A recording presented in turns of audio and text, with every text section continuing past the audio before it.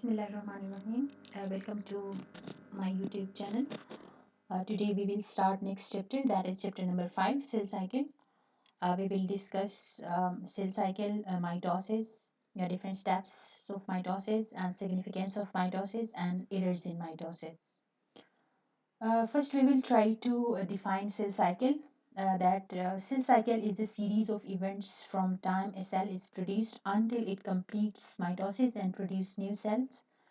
एक सेल जब बनता है वहाँ से लेके जो सेल वही सेल डिवाइड होके एक और सेल बनाता है, तो उस दौरान के जितने भी इवेंट्स हैं उन सब इवेंट्स को मिला के हम कहते हैं cell cycle.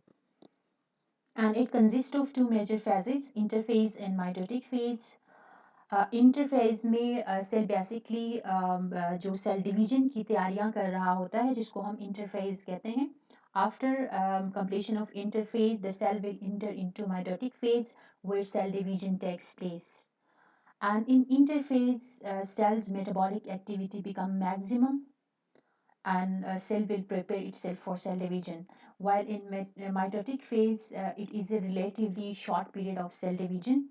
Interphase is again divided into G1 phase, S phase, and G2 phase. What are these?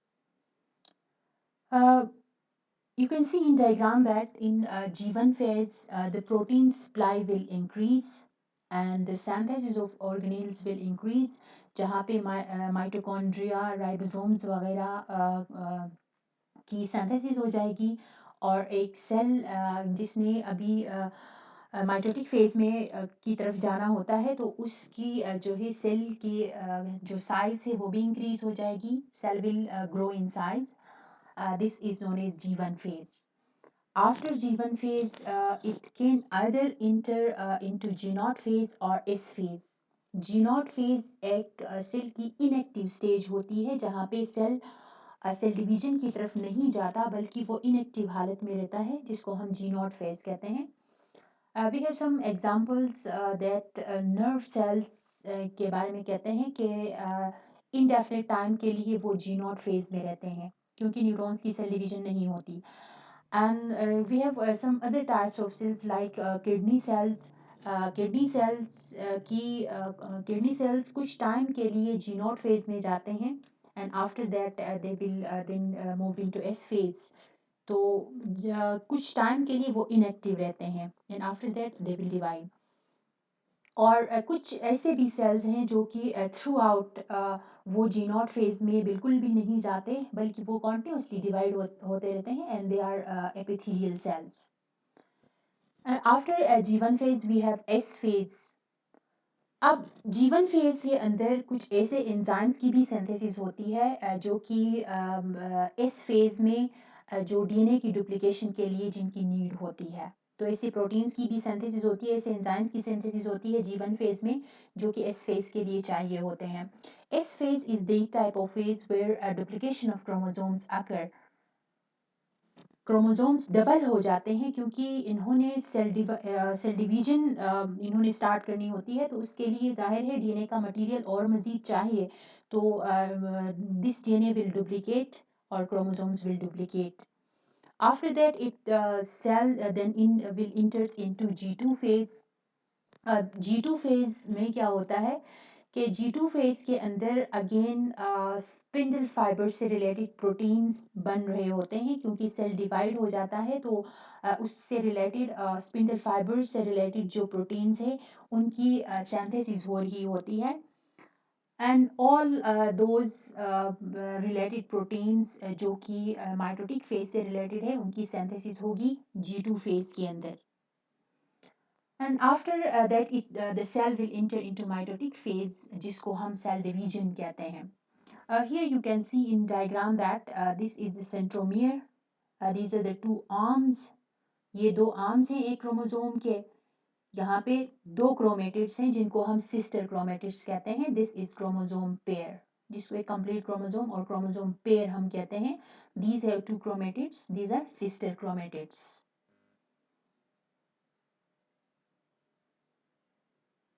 What is mitosis? In 1880s, Walther Fleming नाम का एक जर्मन बायोलॉजिस्ट था जिसने सेल डिवीजन ऑब्जर्व किया था. He had observe the various changes by which the nucleus was divided. तो उसको किस तरह से इसने एक्सप्लेन किया कि he named this cell division is mitosis. Mitosis का नाम दिया था. And what is mitosis? It is a type of cell division when a cell divides into two daughter cells with same number of chromosomes as were present in parental cell. Parental cell में जितने भी number of chromosome से उतने ही number of chromosome के साथ दो नए sales बनते हैं एक पेरेंटल सेल से. The process is known as mitosis. And what are the phases of mitosis? जाहिर है एक सेल जब डिवाइड होता है तो उसमें मेजर जो पार्ट्स हैं एक न्यूक्लियस का पार्ट होता है दूसरा साइटोप्लाज्म का होता है. तो न्यूक्लियस का पार्ट भी डिवाइड होना चाहिए एंड देन साइटोप्लाज्म का पार्ट भी डिवाइड होना चाहिए. तो first the nucleus will divide, that is known as karyokinesis, and after that cytoplasm will divide, which is known as cytokinesis. And karyokinesis is further divided into prophase, metaphase, anaphase and telophase. We will discuss all these steps in this slide: prophase, metaphase, anaphase and then telophase. What is prophase? Normally cell के अंदर जो DNA का material होता है वो एक loose thread की सूरत में मौजूद होता है जिसको हम क्रोमेटिन कहते हैं. जो ही प्रोफेज स्टार्ट होता है, सेल जब डिवाइड होने लगता है, प्रोफेज का जो स्टेप स्टार्ट होगा तो उसी दौरान ये जो डीएनए का मटेरियल है वो कंडेंस हो जाता है, दैट बिकम मोर थिकन्ड, और वो नज़र आना शुरू हो जाता है and that is known as chromosome. उसको हम क्रोमोसोम कहते हैं. उसके साथ साथ जो अभी हमने प्रीवियस स्लाइड में देखा कि जो सेंट्रोमियर जो मौजूद होता है, सेंट्रोमियर जो क्रोमोसोम के सेंटर में जो दोनों जो क्रोमोसोम्स के जो दोनों जो आर्म्स हैं उसके बीच में भी आपने देखा, और उसी के साथ एक कंप्लीट सेट ऑफ क्रोमोसोम में आपने देखा कि जिसमें सिस्टर क्रोमेटिड्स एक दूसरे के साथ ज्वाइन हुए हुए थे with the help of specific type of structure that is known as centromere. Centromere के थ्रू वो कनेक्टेड थे एक दूसरे के साथ. अब उस सेंट्रोमियर के ऊपर एक स्पेसिफिक टाइप का प्रोटीन होता है which is known as kinetochore protein, जिसको हम काइनेटोकोर प्रोटीन कहते हैं. ये जो काइनेटोकोर प्रोटीन है ये हेल्प करता है बाद में स्पिंडल फाइबर के साथ क्रोमोसोम को अटैच करने के लिए. तो क्रोमोसोम काइनेटोकोर की मदद से स्पिंडल फाइबर के ऊपर अटैच हो जाता है. यहाँ पे प्रीवियस लेक्चर में हमने स्टडी किया था कि each cell have specific centrioles, pair of centrioles होते हैं जिनको मिला के हम सेंट्रोमियर कहते हैं. During prophase, these centrioles will duplicate. Double हो जाएंगे तो ये 2 से 4 बनेंगे. पहले 2 थे, दोनों को मिला के हमने सेंट्रोसोम कहा था. तो सेंट्रोसोम, 2 सेंट्रियोल्स को मिला के हम सेंट्रोसोम कहते हैं. तो अब 2 सेंट्रियोल्स मजीद डिवाइड होके 4 बनाएंगे. 2 सेंट्रियोल्स एक पोल की तरफ जाएंगे, दूसरे 2 सेंट्रियोल्स सेल के दूसरे पोल की तरफ जाएंगे. After reaching there, they will combine with specific type of protein known as tubulin protein, which is present in cytoplasm, and they will form spindle fibers, and complete spindle fibers are known as mitotic spindles. Thus, mitotic spindle formation will occur in prophase. Prophase में mitotic spindles की formation होती है. Here you can see in diagram that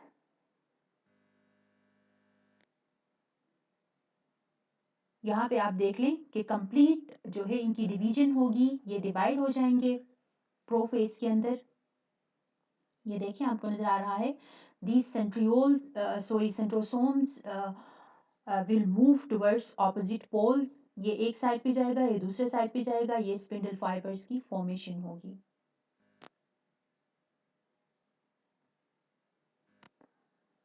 and after prophase, जब spindle fibres complete बन जाएंगे, complete formation of spindle fibres होगी, तो then chromosomes will arrange themselves on spindle fibres during metaphase. Specific type of kinetochore spindle fibers known as kinetochore fibers, they will attach with the help of with kinetochore of chromosome. Chromosome अपना kinetochore की मदद से kinetochore fibre के साथ bind हो जाएगा. इसी तरह एक इक्वेटर के ऊपर सारे क्रोमोसोम्स खुद को अरेंज करेंगे, and that is known as metaphase plate. इस पूरी जो अरेंजमेंट जो है उसको हम मेटाफेज प्लेट कहते हैं. This metaphase plate will form. You can see in this diagram here, this is metaphase. Arrangement होगी प्रॉपर तरीके से.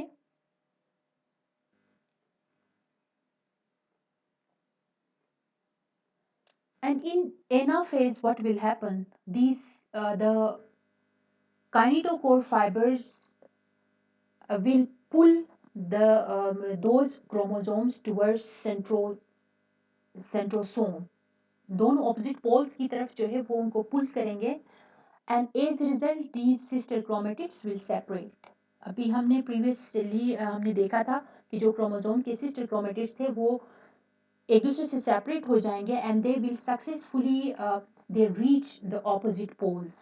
These identical copies of the chromosomes will reach the opposite poles. Opposite poles पे ये पहुंच जाएंगे, and in after that telophase will occur, in which is actually reversal of prophase. कि initially chromatin condense हो गया था, क्रोमोसोम्स हमें नजर आए थे, तो again here chromatin will form. ये डीकंडेंस होके अगेन क्रोमेटिन बनेगा, and the nuclear envelope will again appear. क्योंकि शुरू में न्यूक्लियोलस और न्यूक्लियर एनवेलप डिग्रेड हो गए थे, दे बिकम डिसअपीयर, तो वो दोबारा फॉर्म हो जाएंगे. इस डायग्राम में आप देख लें कि ये बीज में से जो है यहाँ से sister chromatids will separate from each other, and they will obviously move towards the opposite poles. After reaching opposite poles, this nuclear membrane or nuclear envelope will reappear, and you can easily see the chromatin here, और ये centrioles दोबारा जो है वो form हो जाएंगे.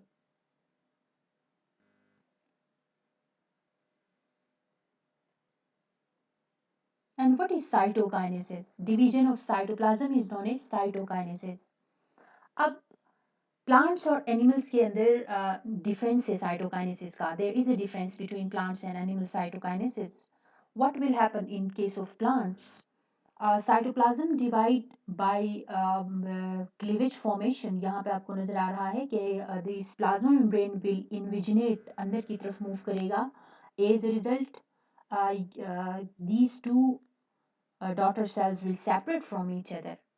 Membrane inward invaginate हो जाएगा, और फिर this contractile ring of microfilaments will form, and these two daughter cells will separate from each other.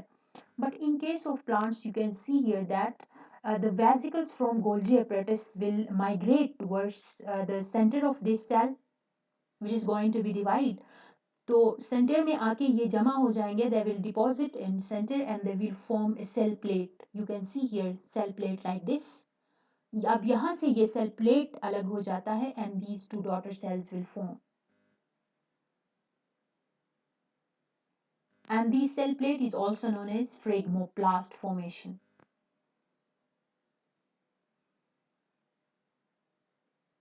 What is the significance of mitosis? This is a specific type of cell division which is involved in growth and development of body, multicellular body, just like they are developed from a zygote. After zygote formation, cells divide हो जाते हैं with the help of mitosis, और एक complete adult body की formation होती है, तो वो माइटोसिस के थ्रू ही होती है. Another best significance is asexual reproduction. Asexual reproduction के अंदर माइटोसिस ही होती है, क्योंकि एसेक्सुअल रिप्रोडक्शन में सेक्स सेल्स इन्वॉल्व नहीं होते.